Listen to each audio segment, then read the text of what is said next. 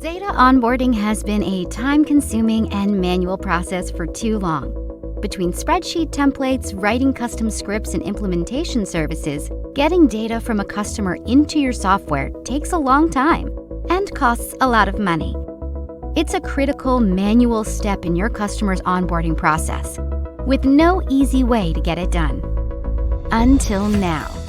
Flat File Concierge automatically converts, validates, and maps all of your data into the specific format you need.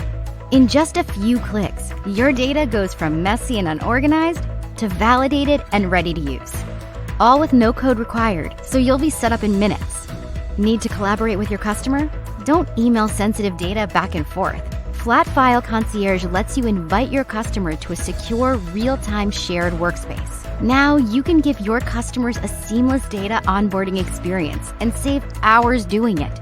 Join the hundreds of businesses who use Flat File to solve their data chaos and are focused on creating long-term value for their customers and their business. Start your free trial now.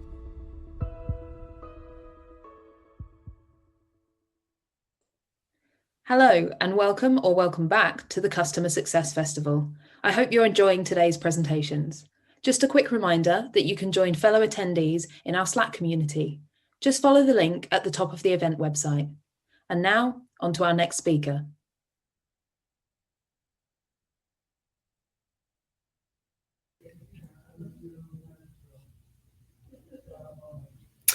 Hi, everyone. Hello, world. My name is Kim Beinborn. My pronouns are she, her, and hers. I'm really excited to be with you here today, no matter what time it may be, in whatever part of the world you're in. As I was preparing, when I was first asked to speak at the Customer Success Festival with the Future of SaaS, I really thought long and hard about a topic because I thought, wow, there's so many things that I would love to discuss, scaling our business, how we operate at Slack within our customer success space. And then I thought, we can't achieve any of that without putting people first. So hence the topic of conversation today. So I'm really excited to share with you how I think about leadership and how it's so important, especially today, as most of us are working remote and maybe for the first time ever in our career, putting people first. So let's get started. So there are three pillars to success that I think about. First and foremost, inspiring trust.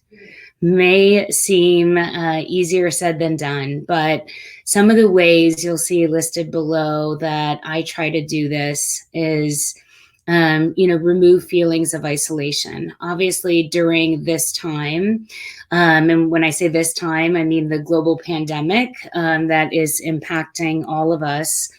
It's really important to check on your people. And when I say people, I mean your colleagues, your direct reports, your leaders, anyone else within your organization. Because isolation can be real for many people. I know myself personally, I live alone with my dog in a condo in downtown Chicago. And so there are days outside of walking my dog that I literally don't leave my condo. So please check in on those that whether they live alone or not, whether they're living at home with a family, it still can feel, certainly isolating. This is just a really unique time in our history. So please check in on your people. As a leader, it's so important to model vulnerability. So ways that I do this is when we do some of our meetings, we do what's called a weather report, which is just, how are you feeling today? What are you bringing in to the meeting, so to speak? And lately, people have a lot going on, a lot that they're trying to manage. Could be feelings of isolation. It could be trying to manage, a family. Could be being, in an apartment, for a long time with your significant other that you haven't experienced before. So really important as a leader to model vulnerability. Just let people know kind of where you're at. I've noticed that it allows others to feel comfortable in sharing where they're at and how they're feeling as well. Be available. This doesn't mean, if you're a leader, you necessarily need to be, I'm not advocating be available, 24/7, because we all need to take care of ourselves too. But let your team know, they are your first priority. And so, while business meetings, time with colleagues is incredibly important, really important to communicate to your team that they are your first priority. So, they can shoot you a text if something's urgent. You just want them to feel comfortable being able to share with you where they're at and, when they're feeling that way. I'm big on starting team meetings with an icebreaker. Doesn't matter to me how many times, your team meets or if they're new to one another or not. I think it's really important to get to know people, to understand, what motivates them, what their values are, what their passions are. I've found that it really just creates a strong bond amongst the team and just makes for a better work environment as well. People trust each other more, lean on each other more. So I'm a big fan of starting meetings with an icebreaker. It could be something super simple, or it could be something a little more, in depth. I did one the other day that was something, and here's the other thing, I don't come up with all of these. I certainly borrow from others as well. But one I loved the other day was, share like, if you were to be, if money was no object and you could do anything that you wanted to in this world for a career, what would it be? Mine has always been to be a talk show host. You've maybe seen that on my LinkedIn profile. So, whoever's out there, I would love to, I'll probably start with my own podcast first. But anyway, start team meetings with an icebreaker. Create room for human connection. That's the other thing, that starting meetings with an icebreaker can do. It just allows people to connect on a different level, understand each other, and support one another. Don't be afraid to ask for help. So this also goes back to the model vulnerability. As a leader, I don't presume to have all the answers. I am learning alongside everyone else, and I can learn from anyone, and I still do continue to do that to this day. But don't be afraid to ask for help. There's no such thing as a stupid question. I'm sure we've all heard that before. But truly, don't be afraid to ask for help or support, whatever it is that you may need. And last but not least, when you think about inspiring trust, I am a big fan of celebrating success. It could be the smallest thing, or what a person perceives as the smallest thing, but really exciting, and celebrate success. It could be personal or professional. That's the other thing. I heard a term perpersonal, where there's really no line or not many boundaries anymore between personal and professional. So I guess embrace that. Know that that's the world we live in today. We don't work from home, we live at work. And so really important to celebrate success when and where you can, and as often as you can. Let's move on to creating clarity. So when it comes to putting people first, really important to create clarity, especially in this time of working remote when we're not in the office with one another. And so removing all assumptions and over communicating. Those of you that know me or have worked with me before, I'm very transparent. I'm a very transparent leader, and I tend to over communicate. And so I want people to know how I'm thinking, what I'm feeling. And, I want to remove any assumptions that may be, out there. So if it's a day that I'm feeling stressed, I tend to be a person that's very upbeat. So it's very obvious, probably to most people, if I am feeling any level of stress. And so I always make sure that I tell people why that is. I don't want them to worry that it's them. And so I always tell people, like, I'm feeling stressed today because, I have this, well, no, I was going to say I have this big presentation to give, but that actually doesn't stress me out. I love that. I love doing things like this. But, I'm really stressed out because of everything happening around me. I'm worried about my mom's health or whatever the case may be. Just over communicate and try to remove, all assumptions. The insist on specific requests.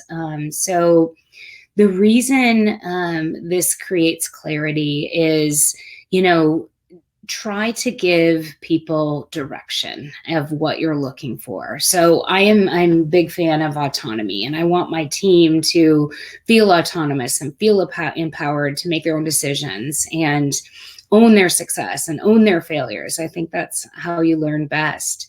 But if you need something specific, if there's a specific call to action, be specific in what it is that you need. So that, again, you're creating clarity, you're removing any assumptions, and try to, call attention to, I like to use like action required or action requested, or, hey, this is just an FYI, this is just another tool for you to use. So be very specific. The other thing I insist on is people taking time off. It's really, really important. Companies give you PTO or maybe DTO, discretionary time off, whatever your company does, they give that to you for a reason. Really, really important to use that. And I try to model that behavior as well with my team. If you're in sales, if you're in customer success, it never feels like a good time to take time off, but all the more reason that you need to. Build a strong feedback culture. So I'm very fortunate at Slack. We have a very strong feedback culture. We actually have a tool called Lattice that is integrated, an integrated app within Slack where you can request feedback. You can give feedback at any time. And so if you're, part of an executive business review with peers, and you want to know how you did, request feedback within Lattice. You don't need Lattice to do that, obviously. You can do that via email. You can do that in a Slack DM, whatever your company does. But important to request feedback, get comfortable with feedback. It really, I know you've heard this before, but it really is a gift.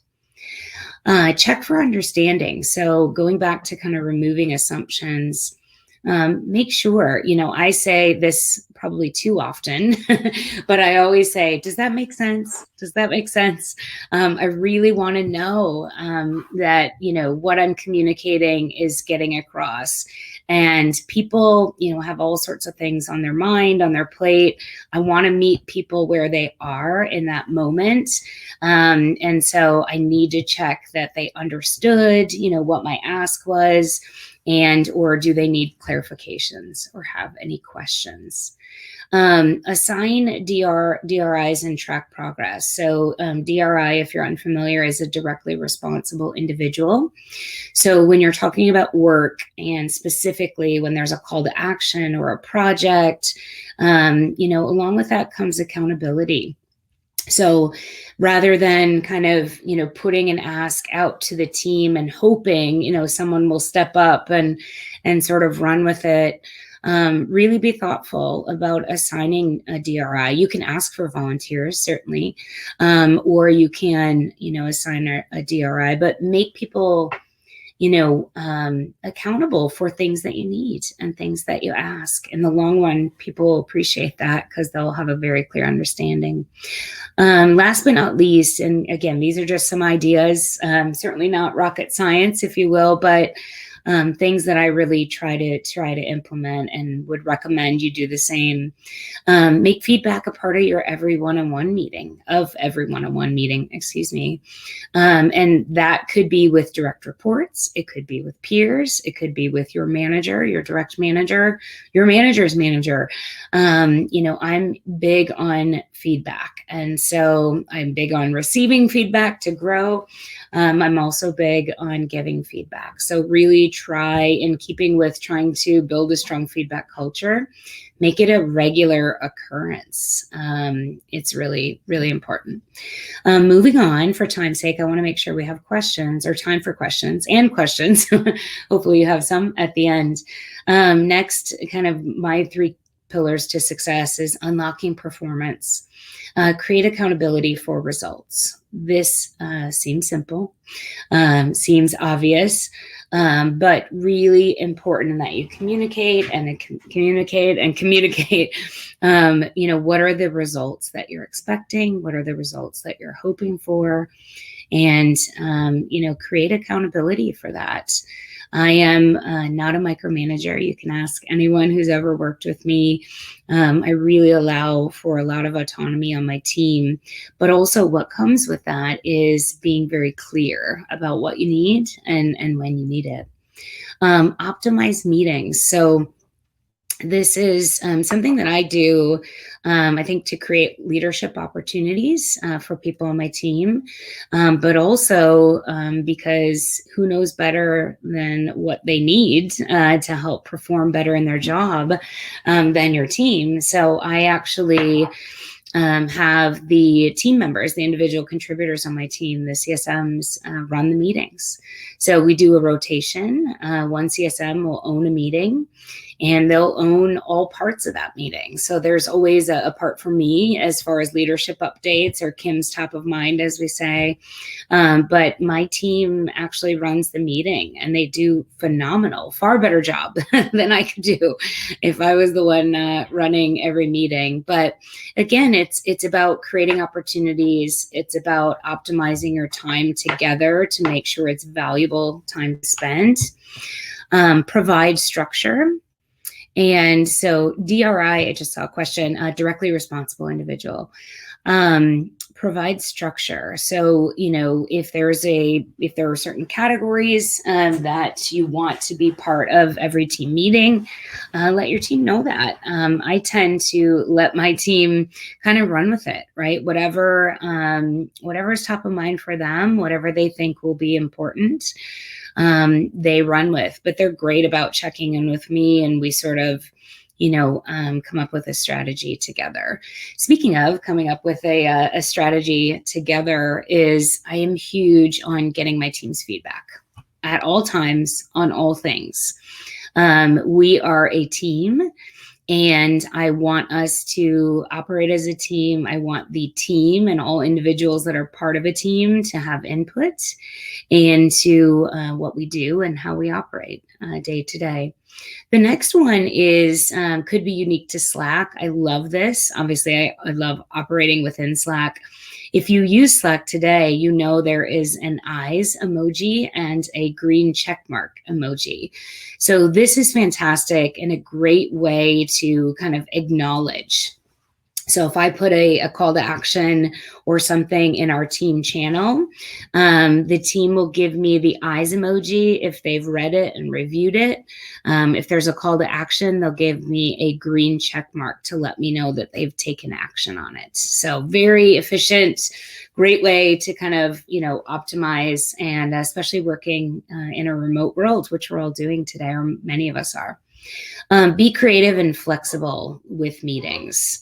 I think this last year, if it's taught us anything, is we are all dealing with real life issues. And so be flexible. There's been many times throughout this past year where we've maybe gotten on a call and let's say it was a brainstorming session, and I'll say to the team, hey, this is what's going on in the world, right? When George Floyd, for example, was murdered, and obviously that is very US, well, actually it's probably not US specific, but that impacted the world. And people had a lot, they really, really had a lot of feelings surrounding that. And so we got on the call and I said, you know what, I don't think people are in the right headspace today to do this brainstorm. I think we need to, take a time out, take care of yourself. And so I've done that on several occasions over the last year where, I've canceled a meeting or just given people the space they need to process their feelings and their thoughts. Create a business plan. I'm always a big fan of creating a business plan. And the reason for this is set time aside to think, set time aside to strategize. So whether it's a formal business plan or some bullet points, just set time aside, to really think through, what it is that you want to convey, what it is that you want to accomplish.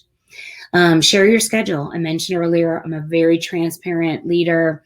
My calendar is completely open for all to see. I would say the only caveat to that is, if I have a doctor's appointment or something like that, although I actually think that I keep those visible to everyone as well. Not what the doctor's appointment's for, perhaps, but that's a little too much information for most people. But share your schedule, it just goes back to that transparency, inspiring trust, creating clarity. For example, people, on my team that have children, right? If you're picking up or dropping off, if they're actually attending school these days, throw that on your calendar. So I know, and just so I'm not bothering you at that time or what have you, because that's just as important too. Give 5 minutes back. So this is something we started doing as a Slack culture. When you think about the days when we were in the office, I don't know about you, but I was often running late to meetings, right? Because when one meeting runs over, then they all run over. And so we really try. I'm not always great at this, but I do try to give 5 minutes back at the end of a meeting. So instead of ending the meeting right on the hour, end it 5 minutes early. Give people that mental break, but also a bathroom break, grab coffee, grab tea, just take 5 minutes, stand up, stretch it out, have a dance break, which I'm really big on, by the way. A dance break, throw some music on, dance it out, but give people 5 minutes back just to kind of mimic if they were walking to a conference room to go to another meeting. Super important, as we're often on back-to-back calls all the time. Separate social stand-up. So this is something that I actually started and many of my colleagues started at Slack when we first went remote. We would do, on my team, we would do a Monday morning social sync, and it was purely social. It was just, how was your weekend? Any good new Netflix binges? It was just a time to connect and kind of mimic that sort of in-office experience. We've also done things like we created a water cooler channel that, again, where people share like funny memes or videos or, things like that. We've created a social yelling channel. This is one of my favorite things that came out of 2020. It is a social yelling channel where you go and you write in all caps and you just get it out, whatever it is that you're excited about or upset about, just get it out, yell, get it out. That has become one of my favorite things for sure. But take time, but also be respectful, of people's personal time and space. Anything social needs to be completely optional because, again, people are dealing with a lot. So you want to meet them where they're at. All right, let us move on. I call this Kim's Corner. So a few things. You've probably noticed this as I've gone through some of the pillars, but lead with empathy.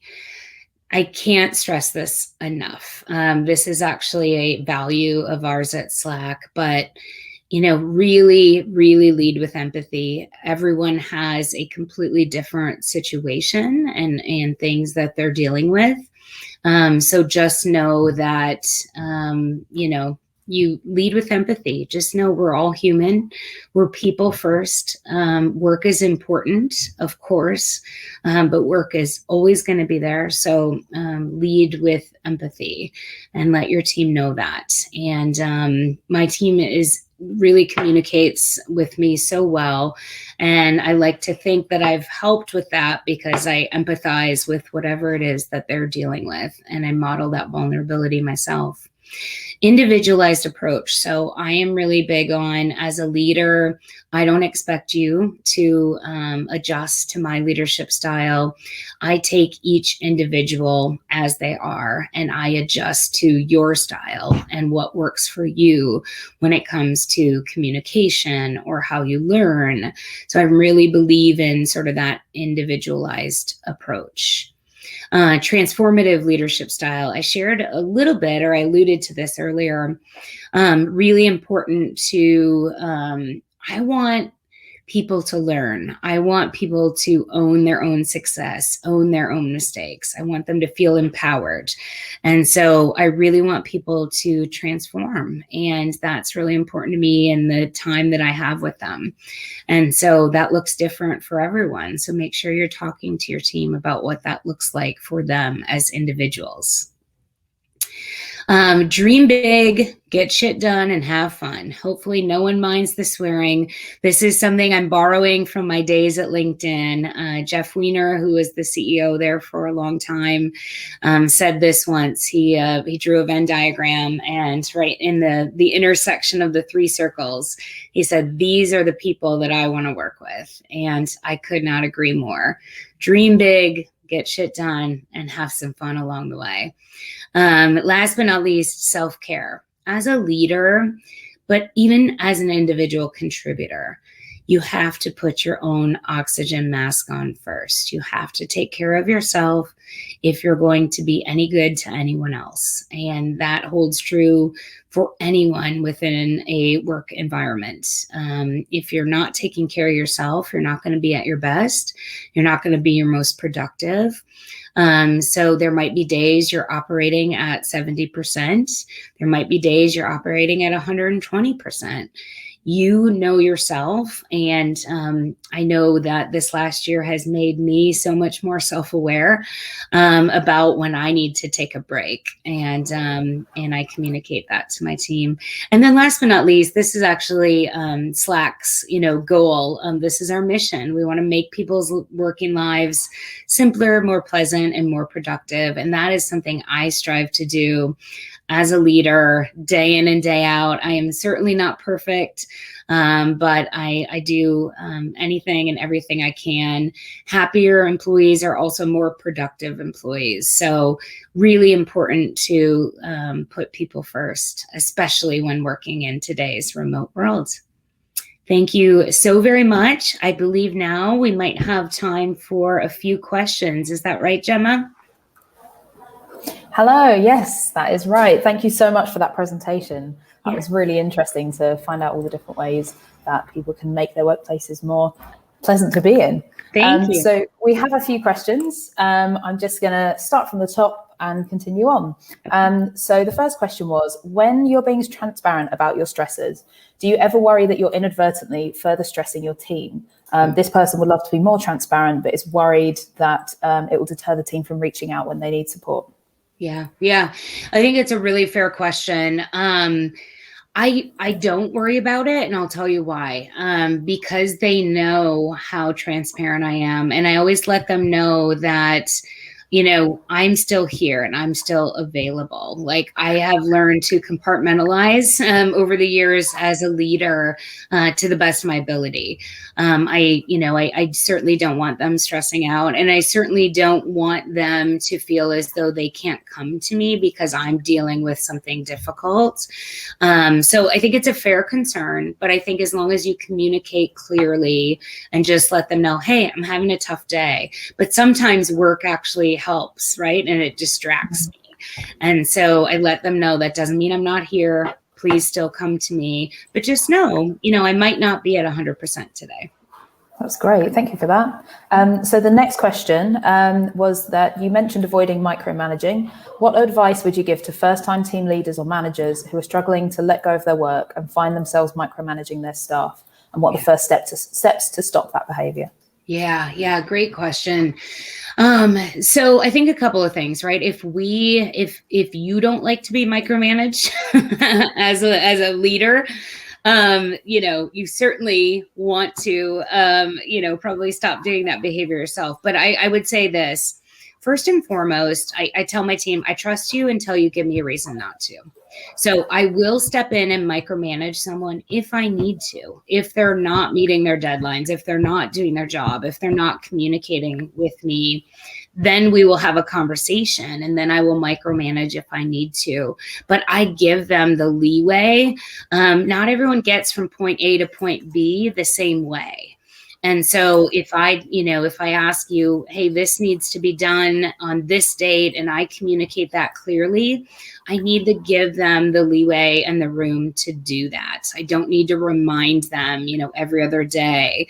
And so it's really hard. I would say talk to your colleagues, because it is hard when you want to have that control, and ultimately you are responsible, right, for your team and the business results they're delivering. But it's baby steps. Maybe you asked your team to give you a weekly recap. We would do that in Slack, obviously. Have them give you a weekly recap of, in a one-on-one channel or something like that, what they're working on and what they're accomplishing. That way, the individual contributor owns that, and you can feel confident that you're going to get that update on a weekly basis. Yeah, that makes sense. Our next question is, what is your best practice for introducing new staff remotely? Yes. So we have a Yay channel at Slack, which is a great way to introduce new employees to all of Slack, which is really exciting. So within Slack, obviously, we do a lot of introductions, via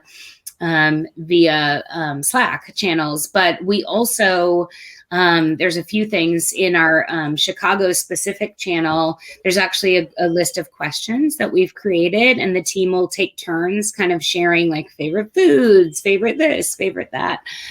So that's a fun way to get to know people. I mentioned icebreakers earlier, big fan. We do a monthly new hire lunch.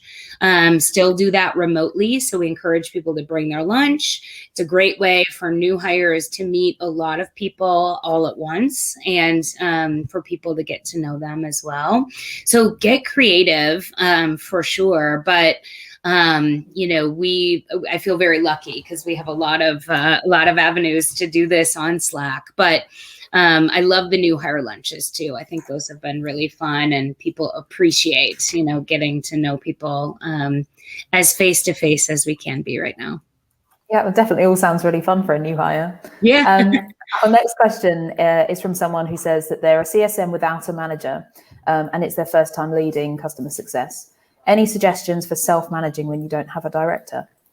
Ooh, interesting. Yes. So that happens, of course. Obviously, I don't know your situation, but I imagine there are, even outside of customer success, other leaders that you could tap into. I'm huge on mentorship, and I believe in not only having a mentor myself, but mentoring others. So I would seek out maybe another leader within your organization to help mentor you, and personally, I always try to seek out someone who's very different than me, just because I feel like that's how I learn the most. But I would say seek out a leader. The other thing is join customer success groups and forums.